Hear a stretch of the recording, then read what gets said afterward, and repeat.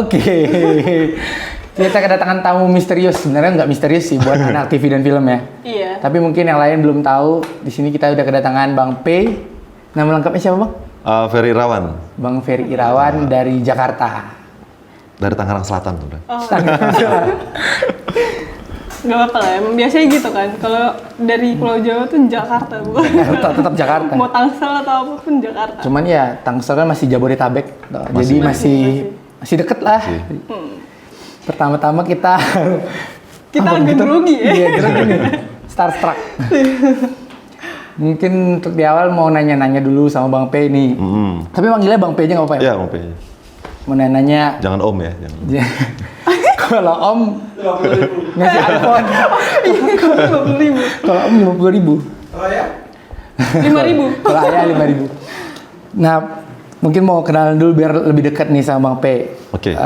Bang P ini kan sebagai Astrada ya, Bang? Ya. Astrada di beberapa film. Nah, awalnya itu Bang P itu emang dari Jakarta asli ya? Apa gimana, Bang? Enggak, saya tuh lahir di Medan, besar di Medan, lalu kuliah. Dulu awalnya gini, ini panjang ceritanya. Awalnya mau jadi pilot, karena dari kecil tuh ngelihat kakak-kakak itu, wah kayak nyusun skripsi itu ribet ya, tebel-tebel kan. Yeah. Dan memang seneng banget dengan hal yang berbau pesawat. Akhirnya waktu tamat SMA, saya ke tes di Curug. Tes di Curug itu kan ada 5 tahapan besar.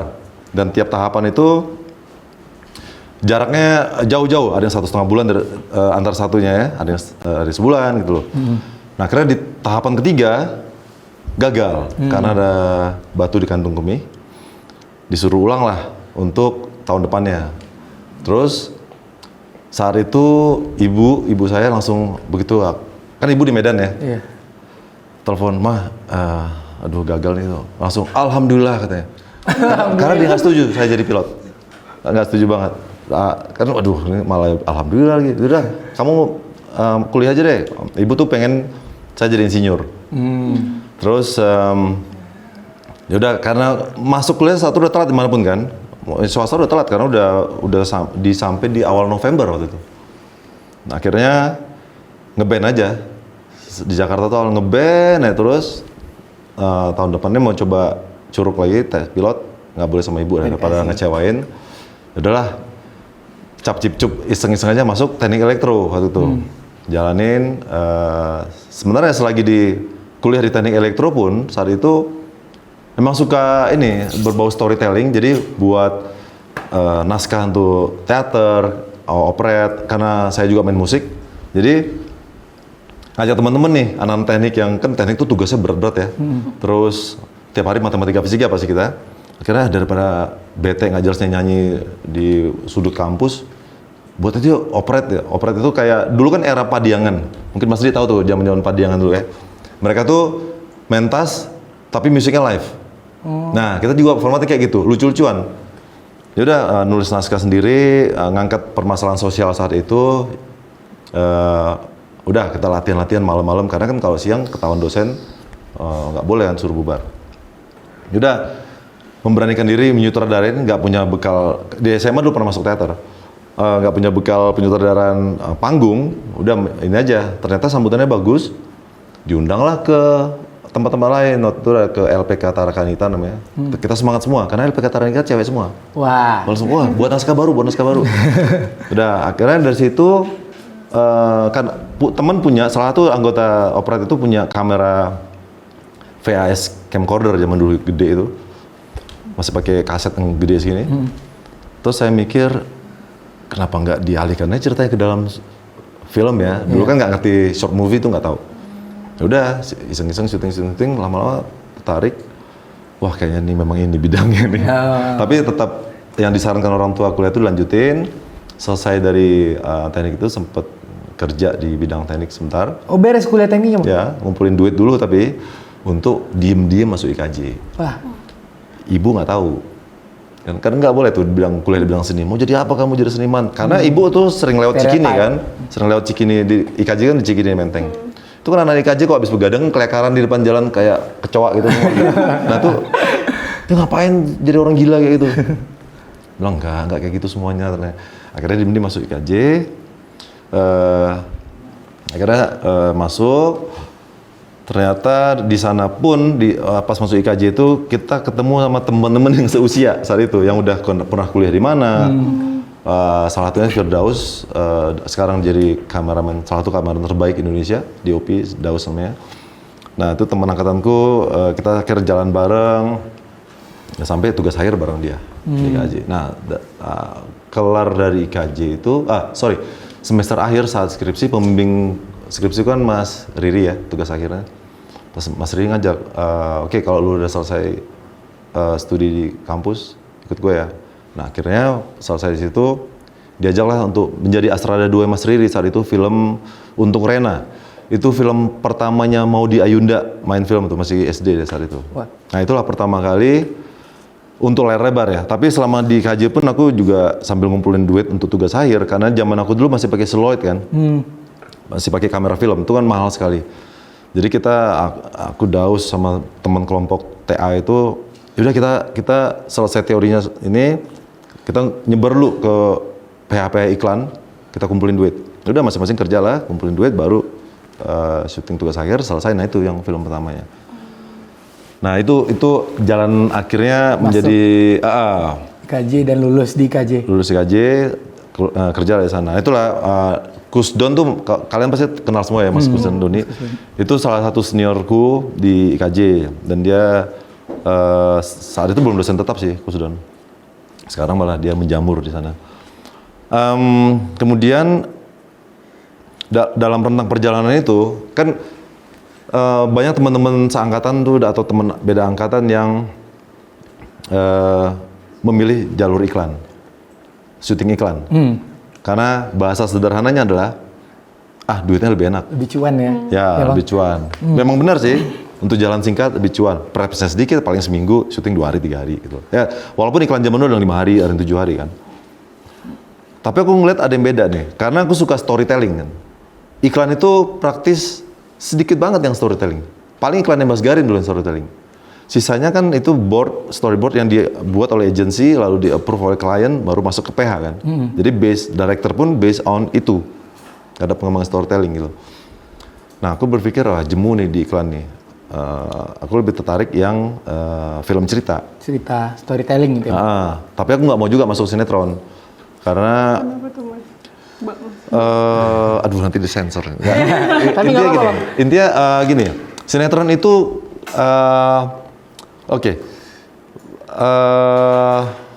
sinetron itu agak susah mencari kalimatnya. Ya. Agak susah mencari kalimat. Takut tersinggung orangnya. Intinya gini, sinetron itu sebenarnya untuk iklim syuting itu nggak sehat ya menurut gue, karena mereka ngejar tayang. Nggak salah mereka, karena mereka dikejar stasiun TV kan untuk tayang. Jadi kayak nggak ada waktu istirahat untuk kru gitu loh. Jadi itu menurutku ini bukan sesuatu kreativitas yang bisa diciptakan, karena sinetron udah pakem. Karena kadang-kadang kalau dengar teman-teman yang kerja di sinetron itu mereka dapat skripnya baru pagi. Astralnya langsung breakdown, syuting langsung. Tuh pemain udah datang kadang-kadang belum take karena skenario belum jadi. Nah menurut aku ini nggak sehat lah gitu. Memang sebuah pilihan ya, aku nggak mau. Karena kejar tayang tadi itu ya Bang. Ya. Tapi Kebutuhan TV. Profesional banget nggak sih? Maksudnya baru datang skrip tuh pagi, langsung memang mereka tuh jangan salah, kita nggak boleh merendahkan siapapun ya. Misalnya pemilihan bidang kan tuh pilihan personal. Orang-orang sinetron tuh jago banget untuk berpikir cepat. Dan selain menganalisa skrip, mereka berpikir cheating. Maksudnya gini, kalian tahu yang aku anggap semua pasti tahu screen direction ya, ya kan? Nah, mereka sinetron tuh waktu terbatas, set terbatas. Bagaimana 3 scene yang berbeda, mereka syuting di tempat yang sama yang jadi kesannya beda.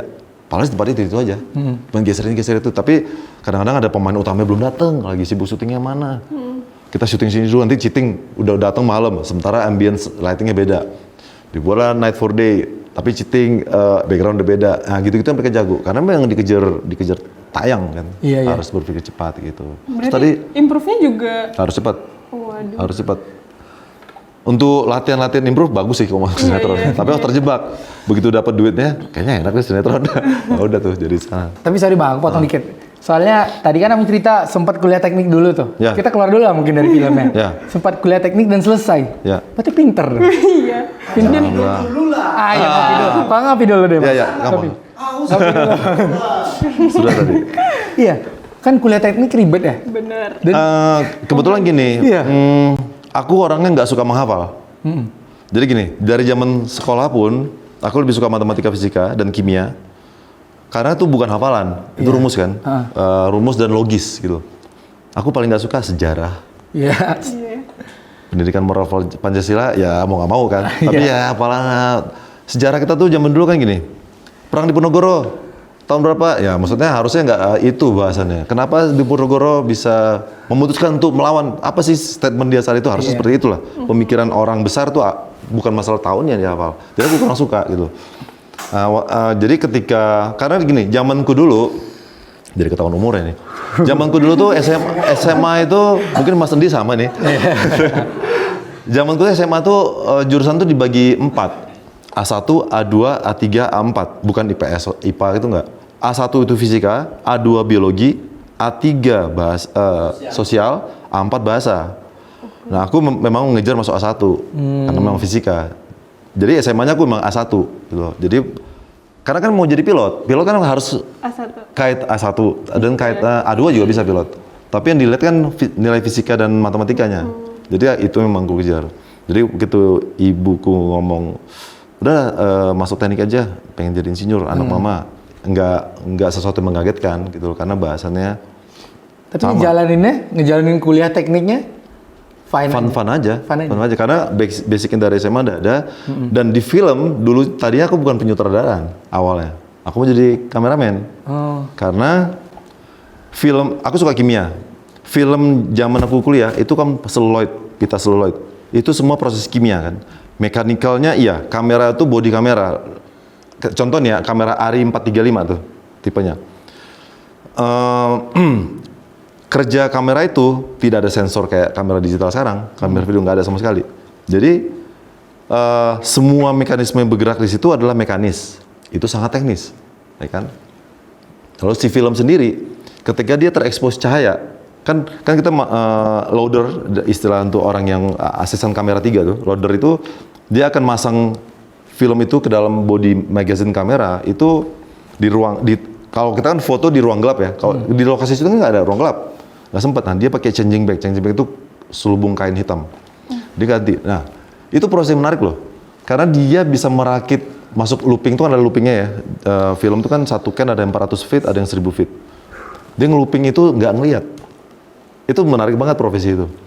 Ada begitu kelar loading ke magazine, ganti kan satu magazine 400 feet itu kira-kira perbandingan 4,5 menit. Untuk untuk durasi tayang sampai habis. Itulah kenapa dulu film mahal, karena satu kaleng itu dulu 2,9 juta, 35 mm ya, 2,9 juta. Hanya 4,5 menit. 4,5 menit belum kepotong loh. Let's say saudaranya bilang, coba deh sampai take ketiga.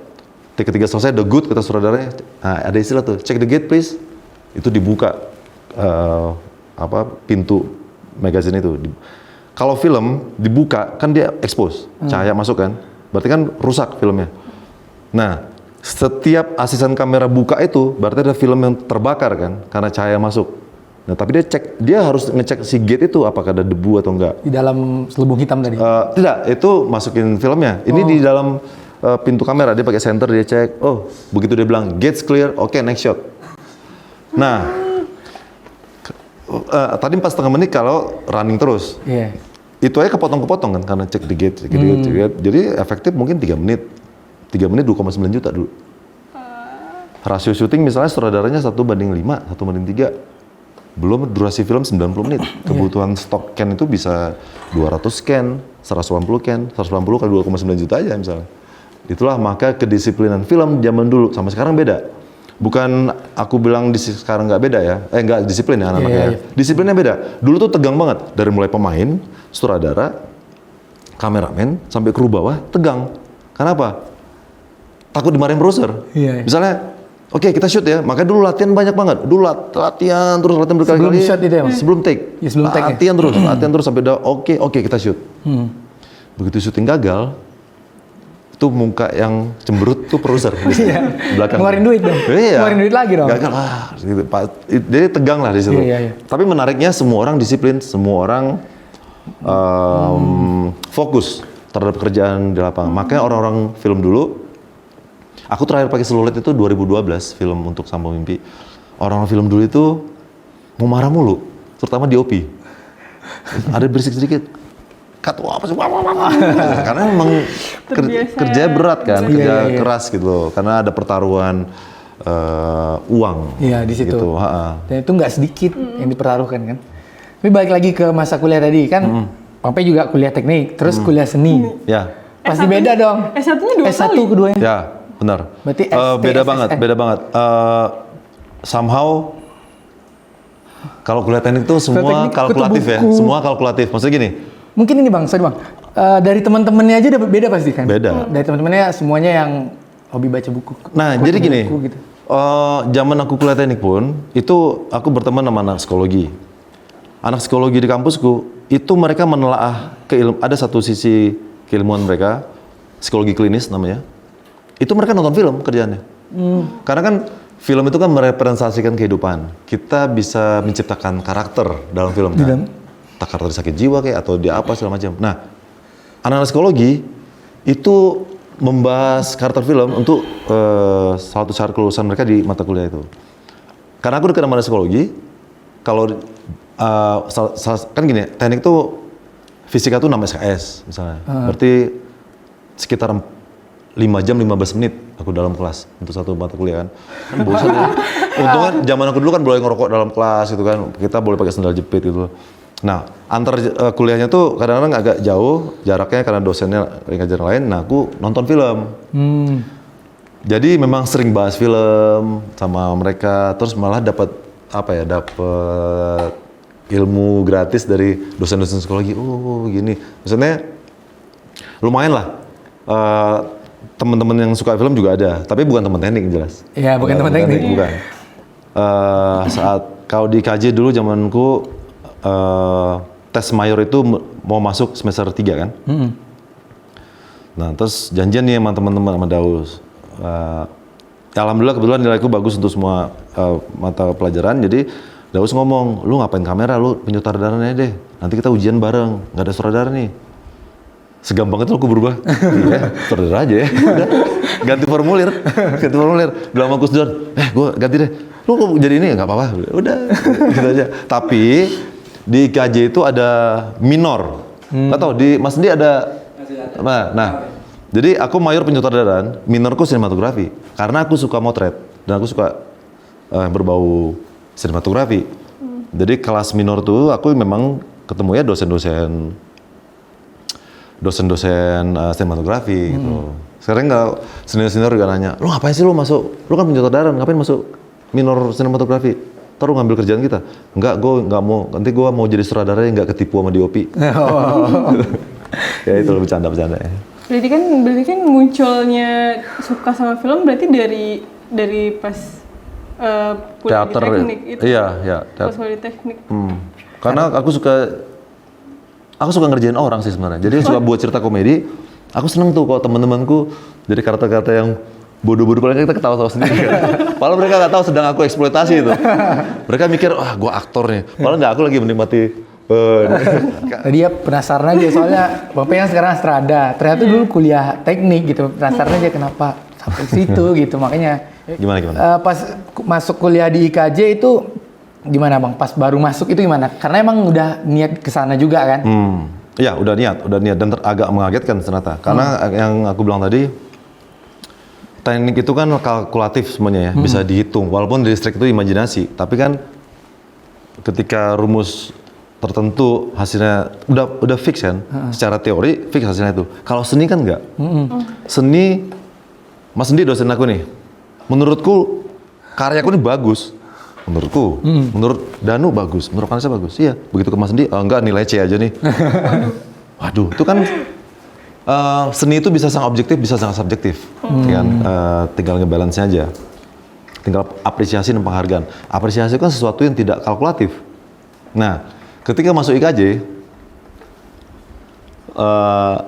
tantangannya adalah bagaimana mendapat nilai terbaik dari Ponovi dosen si A, si B, si C. Karena ini beda-beda kan? Banyak ya. Nah itu tuh, jadi yang lebih menyulitkan bagiku adalah membuat sesuatu yang kita belum tahu ujungnya bagus apa enggak. Apresiasi dari dosen A, dosen B benar nggak gitu. Nah itu lebih menarik. Walaupun kalau dibilang bete ada BT-nya karena nggak fix, nggak pasti kan. Itu yang membuat aku wah keren nih, memang harus membuat sesuatu yang oke gitu.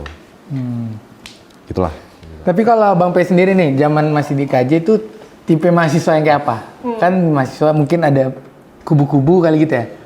Ada gitu nggak Bang kalau di sana? Kubu maksudnya? Kupu-kupu. Kupu-kupu. Kupu-kupu? Kupu-kupu. Apa tuh? Kuliah pulang. Oh. Gitu. Enggak, aku Termasuk yang di depan tadi. oh iya. Kadang-kadang aku termasuk di depan itu. Untuk ibu mah lihat. Enggak, aku karena suka bergaul ya. Aku bergaul sama senior, sama junior. Tapi ketika ada tugas, aku ngerjain tugas dulu. Dan tugas, habis itu balik lagi ke kampus nongkrong. Yang penting tugas aman gitu loh. Jadi, kalau memang tugasnya parah banget, dalam artian melebihi waktu yang nggak bisa nongkrong ya udah nggak apa-apa. Maksudnya nggak diatur banget kayak gitu sih.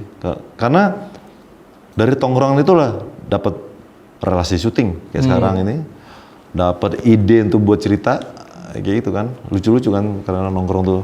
Kadang kalau Danoni emang gitu Bang, dia malah Kupu-kupu dia? Nggak kerjain, tugasnya nggak dikerjain, nongkrong aja terus. Nggak balance. Kayak ya udahlah nggak usah bahas sayanya ya.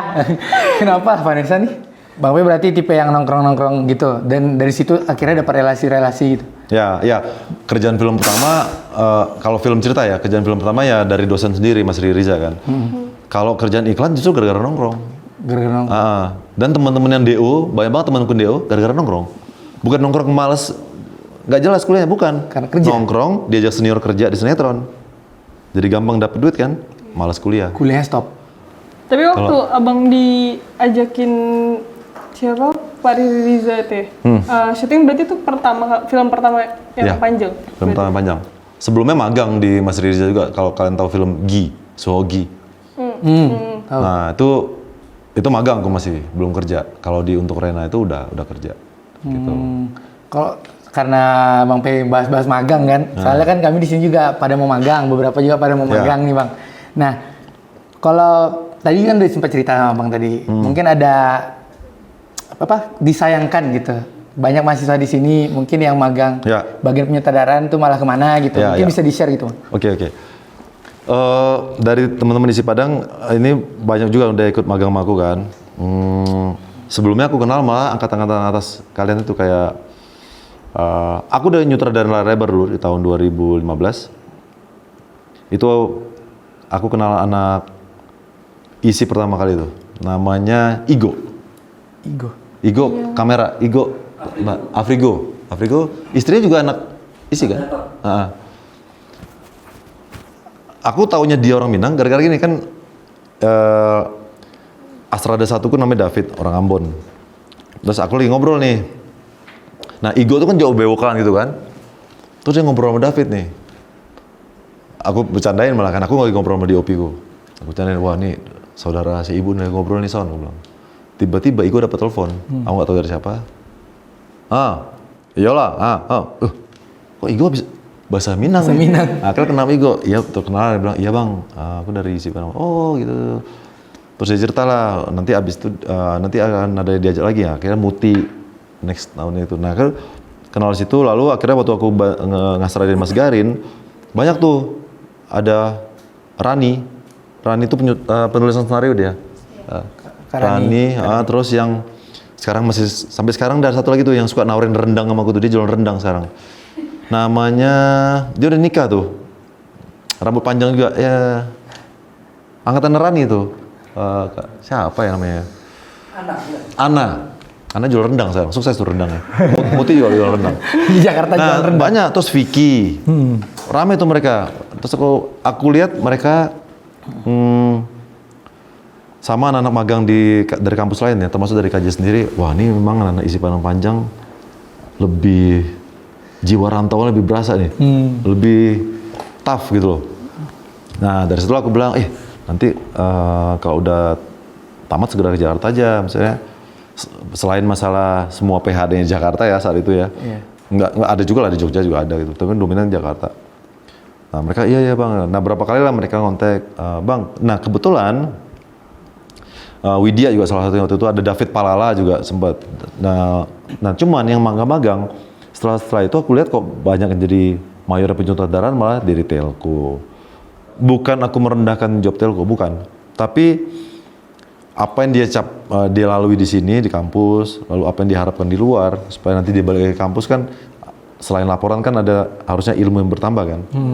Nah, kalau jadi telco ya nggak nyambung. Jadi kalau saran aku sih ke teman-teman isi yang lain, upayakanlah magang tuh sesuai sama disiplin ilmunya. Minatnya ya. Misalnya gini, kadang-kadang ada beberapa yang belum kenal aku, mungkin lewat siapa gitu. Kalau misalnya terbujuk rayuan, udah nggak apa-apa, penting lu digaji telco. Ya memang sih gaji itu kadang menjebak kan. Tapi saya kan ada batasan waktu soalnya untuk magang itu kan. Sayang habis itu udah harus pulang ke sini. Lebih ke situ sih. Kalau bisa upayakan magang di departemen inilah, tujuannya masing-masing. Ya.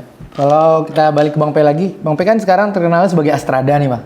Sebelum Abang akhirnya sampai ke industri dan sampai sekarang kayak gini, awal mulai itu gimana Abang ngerintisnya untuk bisa sampai sekarang ini? Kan Citra Bang sekarang sebagai Astrada senior gitu. Ya. Banyak sih yang sebelah senior. Mas Di yang bilang Bang P Astrada senior gitu. Kemarin aku baru syuting sama Kinoy. Kalau kalian pernah dengar, Mangku Jiwa 2 itu, Kinoy itu juga Astrada senior juga. Tapi dia udah nyutradarain sekarang ya. Terus dia bilang, P ayo dong bantuin gue. Ya itu karena kita dulu sama-sama Astrada. Ayolah itu. Nah, kita akhirnya di situ berpikir ini harus ada regenerasi loh nih, karena banyak Astrada baru banyak, terutama teman-teman isi kan, Eja udah di Astrada sekarang, ya kan? Ngeri sedap.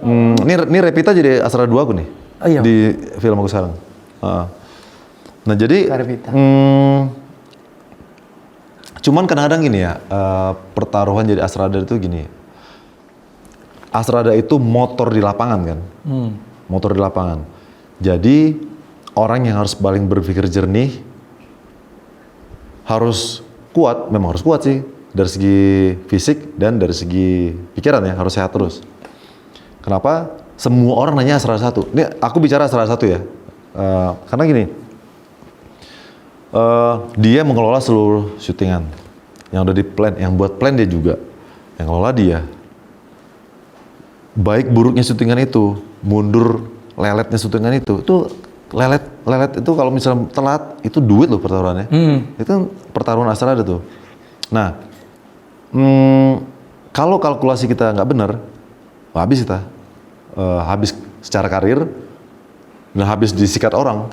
Dan ketika ada sesuatu di syutingan, pasti orang nanya, ini gimana nih? Gimana? Ada masalah? Pasti Astrada.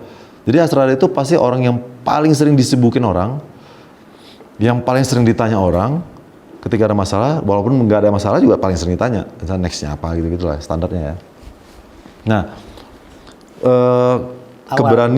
keberanian mungkin gini ya, aku orangnya ya aku apa adanya ngomong, bukan berarti apa adanya menyinggung orang, nggak. Aku tuh nggak bisa tuh, ya aku nggak bisa tuh yang maksudku A tapi aku muter dulu ke C, itu nggak bisa. Basa-basi nah, payah ya. Kadang-kadang itu menguntungkan, karena gini, untuk profesi Astrada ya, ketika kita ada satu problem, kita udah breakdown nih, kita tahu, ini nggak mungkin nih. Terutama kayak film yang kayak gini ya, aku kalkulasi selama pengalamanku di Astrada itu, mengkalkulasi waktu untuk syuting film action ya. Action baik hanya fighting, atau action yang ada tembakan, bom, ada pakai peluru tajam, itu kan harus matang. Nah kalau kita salah orang mati loh. Nah itu gitu. Nah cuman ada hal-hal di preparation, di persiapan. Ketika aku merasa ini nggak benar, aku ngomong. Ada beberapa teman-teman Astrada yang nggak berani. Coba aja dulu. Nah, ketika dia berpikir, coba aja dulu, dia membuka jurang kematian untuk diri sendiri. Karena jangan mencoba-coba dengan sesuatu hal teknis yang berbahaya. Keuntungan aku, baru tadi aku ngomong sama Mas Sendi sama Kak Ira, bahwa penting untuk teman-teman, karena aku lagi diisi Padang Panjang, aku ngomongnya untuk skup kecil ini ya, aku dimanapun kesempatan aku selalu ngomong, tolong pelajarin bahasa Inggris dengan baik. Nah, keuntungannya adalah ketika kalian menguasai bahasa Inggris nih, contoh ya, terserah mau menguasai bahasa Perancis lebih bagus, Jerman, tapi bahasa Inggrisnya, dan ada kesempatan kerja sama pihak asing, orang asing, kita justru dapat ilmu baru. Nah, yang buruk kita tinggalkan, yang baik kita ambilkan. Yang baik kita aplikasikan ke industri ini. Memang berat awalnya, karena aku waktu mengaplikasikan itu ke industri kita, produser menolak. Nggak bisa di sini ya, rugi gue. Gue bilang, coba deh Bu, pelan-pelan aja, karena disiplin baru ini efektif dari sisi waktu dan kru nggak jadi sakit, sehat. Itu contohnya apa kira-kira Bang yang jam kerja, mungkin beda? Jam kerja, kedisiplinan. Contoh kayak misalnya gini ya, departemen lighting lah. Kalau di kerja sama pihak asing, itu givernya dia setup skin lighting nih, udah dari panel box itu. Nanti lighting yang misalnya gini ya, dia semua key lightnya diatur sama dia ambience sendiri, itu jalur kabelnya beda dan dikasih tag, dikasih kabel tis, dan rapi banget. Gak ada tuh orang kesandung karena kabel. Nah, sebenarnya itu kan bagus. Iya. Kenapa kita nggak bisa terapin? Itu gampang banget kok disusun. Jadi ketika ada problem, itu sky paneling itu mati tuh. Dia lihat tagnya warna biru, tinggal cari warna biru. Jalur sini. Detail-detail kecil tapi sangat berpengaruh ya Bang? Bener, itu satu, di sisi lighting. Di sisi keastradaan. Jauh banget. Astrada di luar, mau negara manapun ya, syutingnya. Ketika, ini kan berisik kan, biasalah standar syuting orang. Ketika ngomong, oke, tolong dengar semua, perhatian. Sini mau kita buat ada lagi nih. Itu nggak ada yang ngomong. Semuanya dengar. Bahkan ada satu kru Indonesia saat itu dimarahin sama anak art bule gara-gara Astrada. Jadi kalau aku syuting sama luar tuh Astrada 1 2 orang. Mereka bawa Astrada 1 juga, aku jadi Astrada 1 juga. Jadi kita kerja bareng buat schedule. Astrada 1 si bule ngomong nih, anak kru makeup ngobrol, gini. Dia ditegur sama anak, bukan si Astrada ini negur dia, anak art, lu bisa diem Mbak? Serius loh dia marah. Kita butuh informasi yang clear dari orang ini. Iya. Nah, itu kan sebenarnya remeh-temeh ya. Iya. Kedisiplinan itu yang menurutku bagus di sini. Kalau kadang-kadang di sini ya, misalnya gini, aku waktu itu syuting film perang di Indonesia dan di Lebanon. Lebanon saat itu lagi ada clash sama Israel, ya kan. Jadi tapi namanya aku udah tangan-tangan syuting itu ya, aku dari orang Libanonnya, tentara Libanon bilang, ketika adegan ini, tembak-tembakan ini nanti memancing Israel dengar, hati-hati ya kita. Oke, nah berarti kan aku harus, pokoknya jam 11 siang mereka patroli. Kok bisa sini harus habis sebelum jam 11 siang? Itu kalkulasi teknis semua kan. Nah aku ngomong tuh, orang Libanon tuh kan mereka memang di wilayahnya Arab dan Eropa kan sebenarnya. Serapannya kayak Perancis, karena koloni Perancis.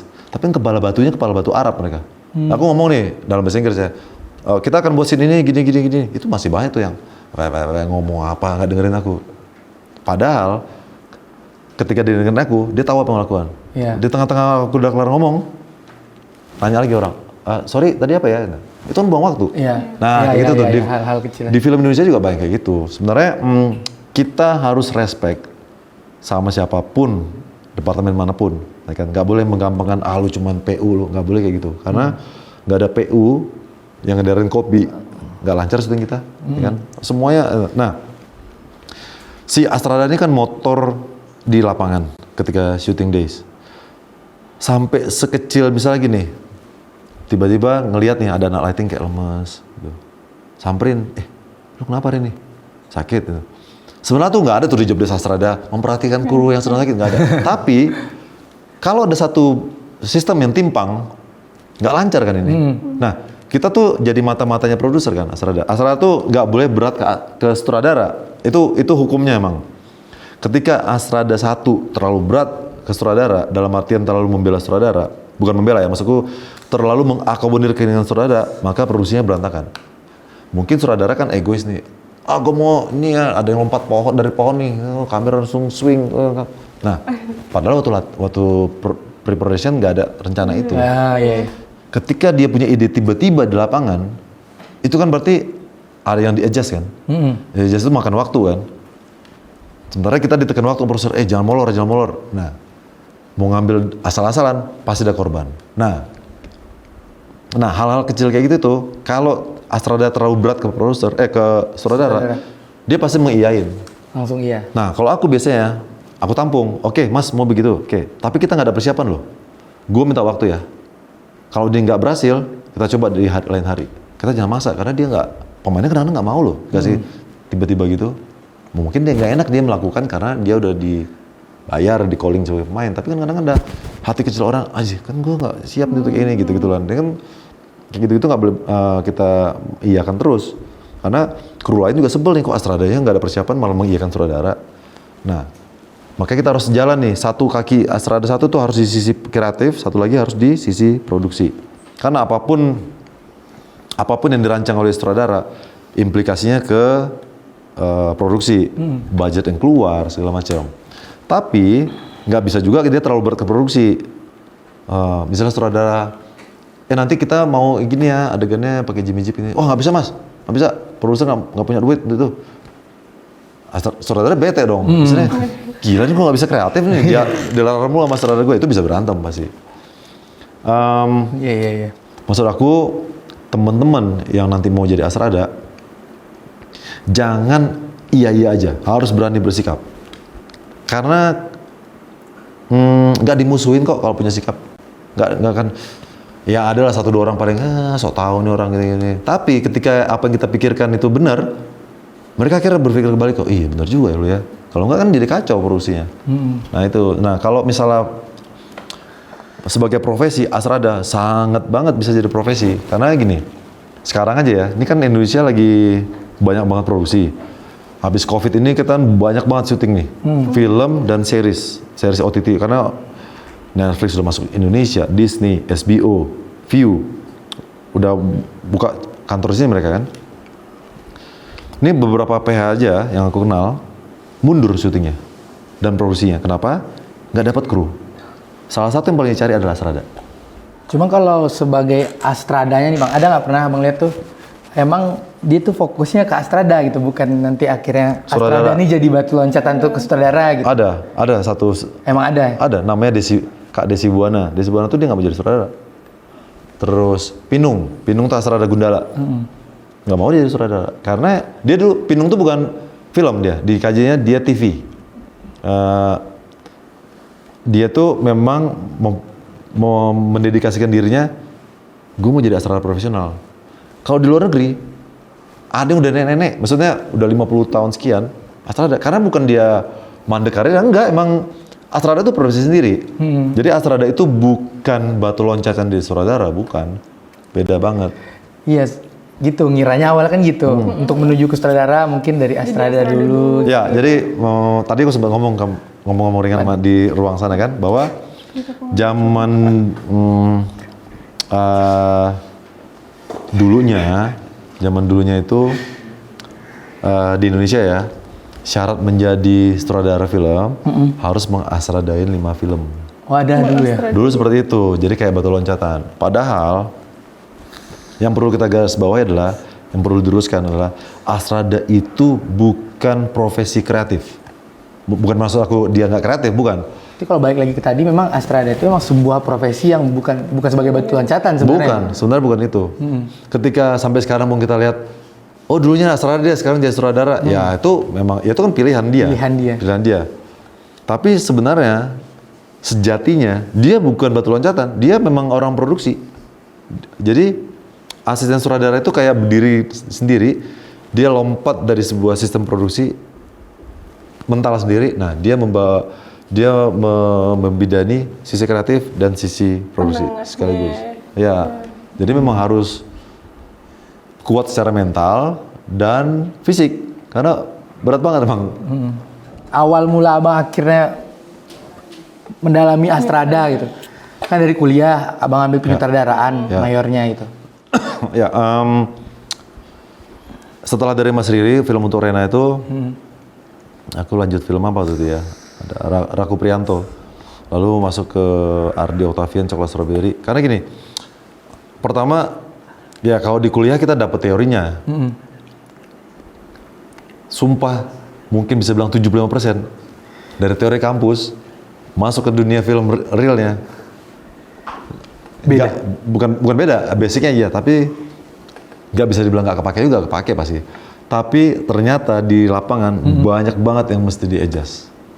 Iya, karena gini, Terjun ke lapangan. kadang-kadang idealisme kan, wah dari kampus kita dapat teori, wah begitu masuk ke lapangan, oke kita nggak ada budget ya, kita mau syuting, budget kita sekian, dikasih kamera yang jelek, tapi nggak bisa, kita udah kontrak kan, kalau kita mundur diperkarain secara hukum kan, itu dari sisi kamera, dari sisi penyutradaraan, senario yang jelek, revisi berkali tetap jelek, aduh gimana nih. Sementara kadang-kadang ada sutradara yang tidak boleh merevisi skenario sama produser, padahal kan boleh-boleh aja harusnya. Kayak gitu-gitu loh. Jadi banyak teori-teori di kampus itu kita jadikan teori iya, bekal sebagai dasar, tapi kita harus jangan kaku juga. Jujur ya, selama aku jadi Astrada, justru kenapa orang-orang nanya kita mulu? Karena kita yang paling sering baca skenario. Bahkan kadang-kadang sutradaranya lupa sequence-nya. Kewajiban kita ngingetin dia, kan kita asistennya dia. Karena dia nge-brief pemain nih, nanti lo gini. Padahal kita baca, nggak kayak gitu loh. Mas, salah. Tapi jangan depan dia yang mempermalukan dia. Mas, sorry mas, nggak gini nih. Oh, kadang-kadang kan karena sutradara banyak pikiran ya. Oh iya benar juga ya. Nah, jadi enak tuh, kita menangani hal-hal karena kita paling sering baca skenario kan. Dan alhamdulillahnya, karena kita sering baca skenario, otomatis tuh jadi hafal loh nomor scene.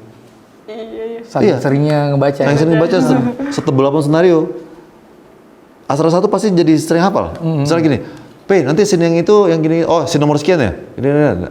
Jadi orang kan juga respect sama kita kalau kita serius. Bener tuh scene itu. Bukannya scene, dia beda tuh sama scene 68. Kalau kita kerja dengan tulus dan mendalami kerja itu, maka orang-orang akan terbantu sama kita, ya kan? Departemen apapun nih, art misalnya, art director udah ngeset nih, ini kita ingetin, kita nggak boleh ada warna hijau loh di si karakter si Tino misalnya. Tino ini di kamarnya nggak boleh ada warna hijau loh, kan peraturannya gini, kan udah kita sepakatin. Kan akhirnya jadi inget, oh iya benar juga loh. Nah, ketika kerja kita benar, kita membantu orang, maka tuh rezekinya ada terus pasti. Karena orang-orang pasti berikutnya, Astrada siapa nih? Si ini aja, boleh nggak si ini aja?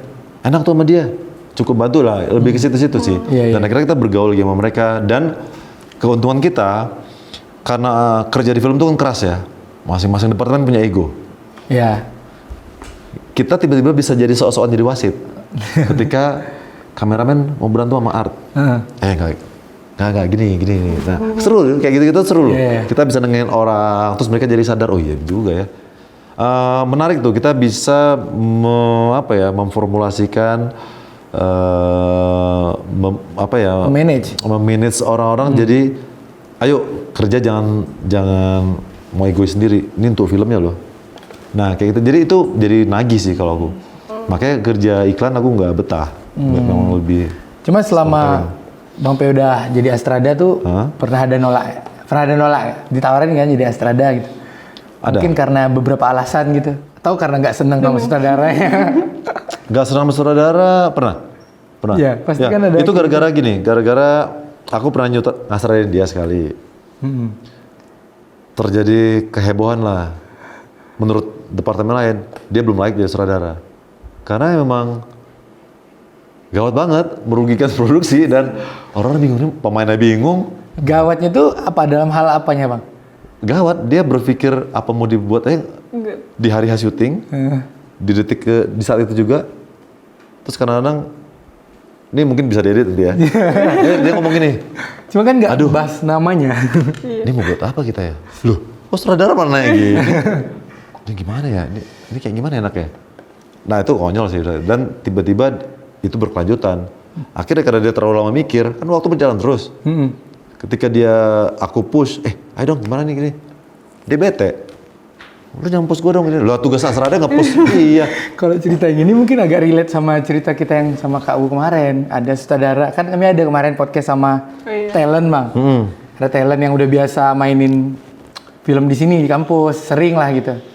Terus sutradaranya ada beberapa yang Nggak tahu dia. ngarahin itu kayak Nggak jelas gitu ya. misalnya disuruh nangis.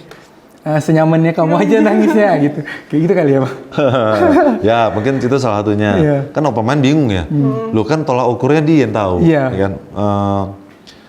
Akhirnya ketika sutradara itu calling aku lagi, tahun depannya dia calling, ini dong, bantu gue dong, gue gini-gini. Aku nolak. Sorry deh, lu cari sutradara. Kenapa sih? Mendingan lu mantapkan diri dulu ya sutradara. Emang kalau balik lagi ke tadi, ada nggak abang momen mengastradai sutradara yang kurang gitu mungkin menurut abang? Ada nggak terjebak akhirnya gitu? Itu yang aku bilang tadi tuh. Dia 17 tahun aku ngasradain itu. 4 aku dapetin kayak gitu. 4 kali. Nah, dan aku berapi-api jangan sampai dapet itu lagi. Dan itu 4 tuh beda-beda orangnya semua? Beda-beda. 4 beda-beda. Ngeri juga ya. Dan masih aktif nggak sekarang? satu nggak aktif. Ya, dari 4 ini 2 masih aktif, tapi dia udah mulai ada pembelajaran. Yang satu total nggak aktif lagi, yang satu sedang menyutradari dirinya sendiri untuk bisa lebih baik lagi. Gitu. Inisial baru mau bisa buat inisial. Inisial. Gitu. Apa ya? Terus Kadang-kadang di kasihan. momen abang terjebak itu akhirnya filmnya selesai kan? Selesai, tapi kasihan ya kru dan pemain, termasuk diriku sendiri, karena lewat jamnya bisa sampai jam 3 pagi. Jadi harusnya jam 11 malam selesai. Gitu. Ya. Tapi bang dari selama Tapi dia jago nulis loh. Si orang menurutku nggak bisa ini nih, kurang ini maksudnya, bukan nggak bisa ya. Dia tulisannya bagus. Oh malah nulisnya jago. Cuman dia memaksakan diri, kebetulan gini, dia mau ngajukan tulisannya ke produser. Produser suka. Dia mengajukan diri, Pak saya sutradaranya. Ayo deh, karena kamu yang nulis. Padahal menyutradaran kan beda menulis. Beda, iya. Beda banget. Misalnya dia harus berpikir teknis, dia harus tahu batasan duit dari produser apa, jangan kekeh juga, jangan Ego kali ya. ego. Sulit, yang lainnya sulit. Ketika dia ego, pasti merugikan yang lainnya. Pasti itu. itu masih mungkin dia masih terngiang sutradara keren ya. Ya, kadang-kadang ada orang yang Memaksakan. ada orang yang merasa sutradara profesi yang bergengsi. Iya, begini itu. Ya. Karena kan nggak gitu kalau juga. film baru mulai tuh film by kan, sutradara nama sutradara yang tercantum Iya. kan. Tapi selama 17 tahun nih bang, abang kan tadi katanya ada ngajak anak magang kan. Ya. Hal apa yang selalu salah dilakukan anak magang gitu? Ya mungkin. Iya tuh. Yang paling simpel adalah gini. Kemarin aku negur beberapa tanya anak magang. Karena gini, dunia kita kan dunia media rekam. Apa yang di depan kamera itu yang kita rekam. Yang kita rekam adalah frame-nya kan. Iya. Nah, kadang-kadang aku suruh gini. Kayak siapa tuh dia? Regina, ini sutradaranya butuh ekstras nih di sana. Kan salah satu tugas Astra 3 kan memblocking ekstras di hierarki perfilman gitu. Oke bang katanya. Ternyata Regina tuh juga salah satu orang yang nggak pede dalam berbahasa Indonesia. Oh. Terus aku lihat kok ekstrasnya masih belum diapa-apain gitu kan. Aku panggil di HT kan. Regina itu gimana? Iya udah bang. Iya. Terus dia kayak jawabannya tuh nggak pasti gitu kan. Iya. Aku samperin apa? Aku nggak tahu bang mau ngomong apa lagi. Ya, Sulit aku bahasa Indonesia. nggak tahu mau buat apa nih. Nah, paling gampang kamu lihat frame dulu, aku bilang. Nah, siapa kemarin? Taufik kemarin ikut aku Mangku Jiwo. Aku bilang, Fik, kamu lihat frame dulu. Kan tahu, oh, plan-nya segini nih frame-nya. Pakai lensa 35 misalnya. Adegannya dari sini sampai sini, oke. Nah, dia ngesetnya ekstrasnya, melebihi frame. Ngapain? Di luar frame. Itu buang waktu. Udah kamu capek ngebrief orang, nggak kelihatan di frame. Lihat frame dulu. Oh iya, Mas. Nah, itu kayak gitu loh. Sering memburu-buru kerja, tapi dia nggak lihat frame batasannya berapa. Itulah kadang-kadang Astrada itu penting pengetahuan teknis soal lensa ya, terutama. Oh, 50 dari titik itu sekian nih jaraknya. Proyeksi lensa berapa? Terus 35, 85, kan 135 misalnya. Maksudku, kalaupun nggak tertarik di dunia pemotretan, ya ngobrol aja sering-sering sama anak kamera. Iseng-iseng lihat, oh segini batasannya gitu ya. Misalnya paling itu membantu kerja kita sih sebenarnya. Kedua, terlarut sama gosip. Terlarut sama gosip. Iya kan, tuh orang film tuh sih, orang film tuh tukang gosip. lagi ngeset, ini ngomongin apa itu, apalagi departemen tertentu aku nggak usah sebut ya. Nah, tiba-tiba nih anak bangga pas kita cari, mana? Kayaknya aku tahu departemen apa. Ternyata lagi ketawa ke TV. Loh, kamu ngapain situ? Enggak bang, ini lagi ini. Si ini katanya nembak si ini jadi. Gue mikir dulu sih, itu malah gue denger gosip orang gitu. Itu bahaya emang tuh, kayak gitu. Kadang-kadang suka dimanfaatin nama departemen lain untuk anak magang nih, lu bantuin gue ini dong gitu. Mungkin mereka nggak bisa nolak karena nggak enakan. ya kan. Tapi sebenarnya boleh. Oh maaf kak, tapi aku ada yang harus bantu nih. Lebih nggak berani ngomong sih ke situ. Kadang-kadang aku pancing tuh. Oke, tadi gini-gini. Gimana? Menurut kamu gimana? Aku pancing tuh. Oh. Nah, anak bangga biasanya, iya, oke. Udah kayak gitu aja. Udah. Nah. Padahal ketika kita syuting, kayak waktu itu Regina yang ngomong, bang bukannya ini gini. Nah benar. Kenapa nggak diomongin pas? Harusnya kamu ngomong, karena satu itu bukan kita nyari poin ya. Sampai sekarang ya orang yang berani gitu sama aku, maksudnya berani aku ajak itu Utari galak tuh, bagus tuh dia. Revita. Galak malah bagus ya bang? Bagus, karena gini, dunia film tuh untuk sebagian perempuan kejam. Karena sering terjadi pelecehan. Ya. Hari keberapa aku syuting, Utari ngomong waktu itu, bang, aku di toel nih, pantatku dipegang. Hah, sama siapa? Itu anak lighting ini. Mana dia orang? Udah bang, aman bang, udah aku tendang dia. Ah, bagus. Bagus, kayak gini nih bang. Karena kita nggak boleh, kan di kontrak, kalau kita kerja tuh di PH, ada di kontrak tuh. Ketika melakukan pelecehan, dikeluarin, dan nggak akan digaji sama produser. Dan kita harus lapor. Bahkan ketika itu berat ke polisi, dia pasti akan diciduk kan, narkoba segala macam lah. Nah kadang-kadang ada anak-anak yang nggak berani. Gue kan cuma anak magang nih. Oh jangan. Ketika magang pun, magang tuh kan dia ibaratnya kayak stase kerja kan. Jadi ya dia bagian dari tim dong, ya kan. Konyol aja kalau ada produser yang lu kan cuma anak magang, berarti produsernya belum bener nih otaknya. Ya, magang bagian dari kita. Sama hak dan kewajibannya gitu loh. Kewajibannya mungkin agak beda lah. Maksudnya kita nggak boleh menuntut anak magang untuk harus gimana lu jadi ya kan dia magang, dia lagi proses. Belajar kan dia nggak digaji juga. Paling dia dapat uang makan atau apa gitu kan.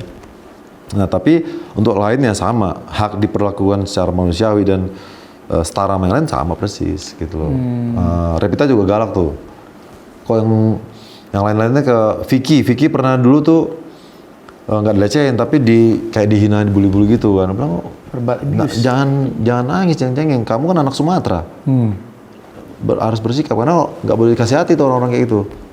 Kalau perlu diledekin balik, sampai orang yang ngeledekin malah, ini malah gue dikerjain. Kan? Akhirnya jadi cair. Karena kan itu kan orang-orang butuh perhatian sebenarnya. Kurang perhatian. Itu doang sih. Sorry. Waduh, maaf nih. Masih hidup bang? Aset kampus gini. Masih hidup kan? Di atas ini nggak apa-apa. Mati ya? Iya. Ini bang. Oke. Mana ya? Balik ya? Sip. Mohon maaf. Nggak apa-apa. Mana itu jadi pelajaran juga buat kita yang belum magang kan? Sama teman-teman di sini banyak juga yang belum magang. Ya. Emang harus berani bersikap gitu ya bang? Ya. Sama nggak boleh ini. Ada sebagian orang cara magangnya itu keras. Maksudnya gini. Kayak nguji mental gitu loh. Lu nanti kerjain ini ya, gini-gini ya. Oke bang. Begitu belum selesai, kerjain itu lagi dong. Gitu. Itu departemen lain gitu. Aku lihat nih, dia lagi dikerjain ya. Tapi bukan dikerjain dalam hal sia-sia, enggak. Taufik 2017 itu, dia pernah syuting sama temanku yang bilang Daus. Gara-gara dia jadi kleper Taufik. Oke, slide in gitu kata Serada. Ini pakai lensa wide 12. Dia jauh banget, jadi kecil banget nggak kebaca. Woi, lo dimarah-marahin sama anak kamera. Dia jadi bingung topik gini. Nah, diomelin saat itu sama Daus. Ini topik yang cerita sama aku. Nah, terus aku tanya, kamu gimana, Pik? Langsung berkecil hati? Enggak, Bang. Tapi aku juga takut juga, kok Bang Daus galak ya? Nah, pasti dia mau ngajarin sesuatu, dan bener. Berapa hari kemudian Daus ngomong, lu harus paham lensa. Sebagai slide clapper harus paham lensa. Kalau 50, itu jaraknya sekian.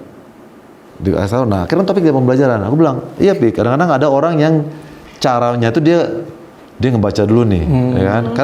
Kadang-kadang gini, ada orang ketika dilembekin malah jadi lembek.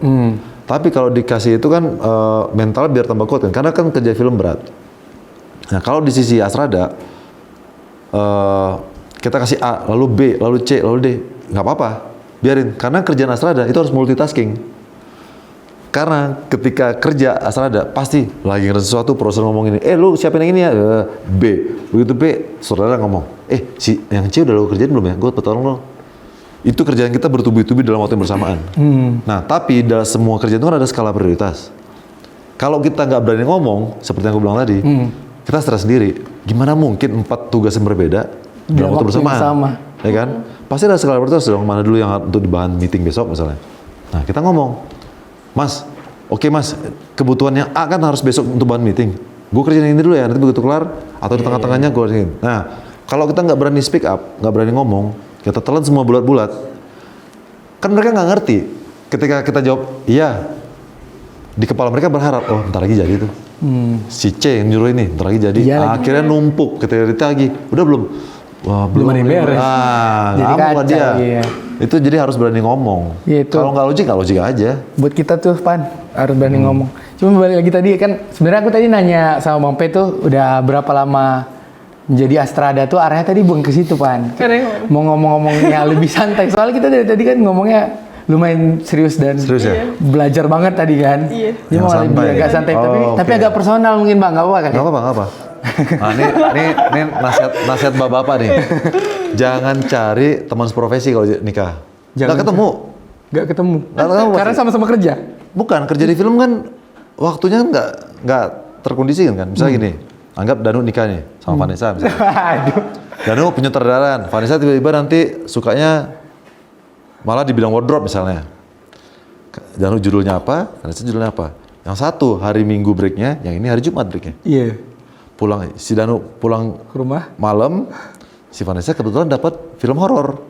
Malam baru syuting, nggak ketemu. Itu rumit. Yang punya pacar putus.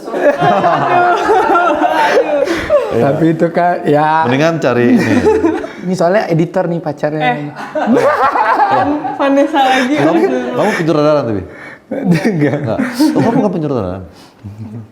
Kami nggak ada Kami mayor. nggak ada bayar. Oh iya, Ring. Tadi udah ketanya ya. Cuman dia editor sana. Itu tuh editor. Sering begadang tuh. Jadi payah sih emang. Sama jangan nyari anak sound. Jangan cari anak sound. Karena budek, karena setiap poin begitu buka ini, wah nggak nyambung omongan. Nggak nyambung karena budek. Gak bisa jadi pendengar yang baik ya. Iya. Kalau sama anak sound. Dia dengerin orang mulu tapi nggak dengerin istri. Aduh. Itu apa tuh? Dengerin dialog mulu. Tuh saran dari orang tua kalau kata Bang P.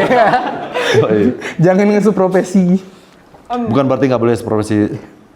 Iya maksudnya orang seni lain boleh, tapi sulit kalau mau orang film. Ya kok. Sulit.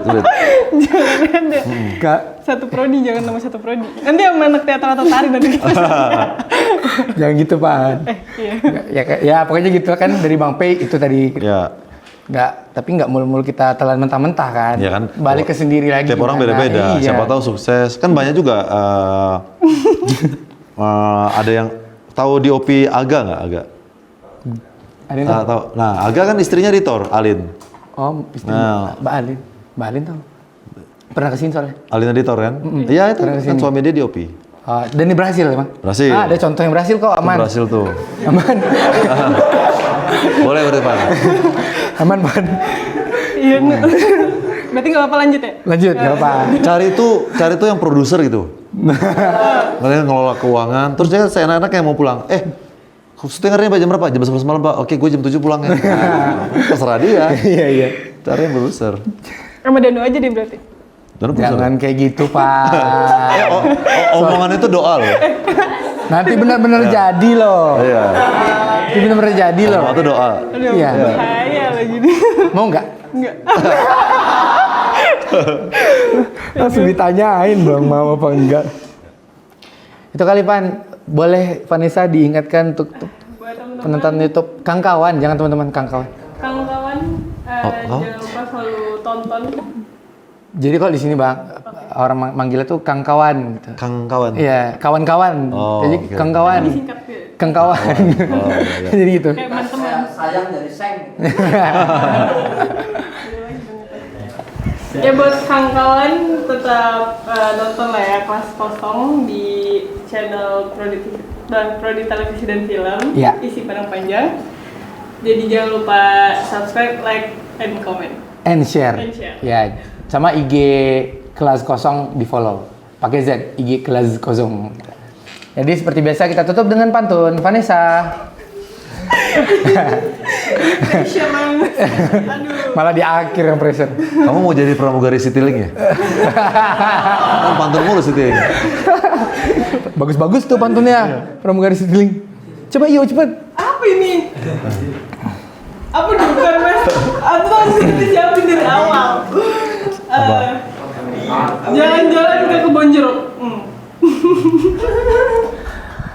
Tahu-taunya dilempar tape. Di sini kami ngobrol sama Bang Fe. Aduh, padahal terakhirnya pengen Bang Fe loh. Vanessa gimana sih? Nah, kita tutup. Assalamualaikum warahmatullahi wabarakatuh. Dah. Kita harus ngumpulin pas. Terima kasih Bang. Ya, sama-sama.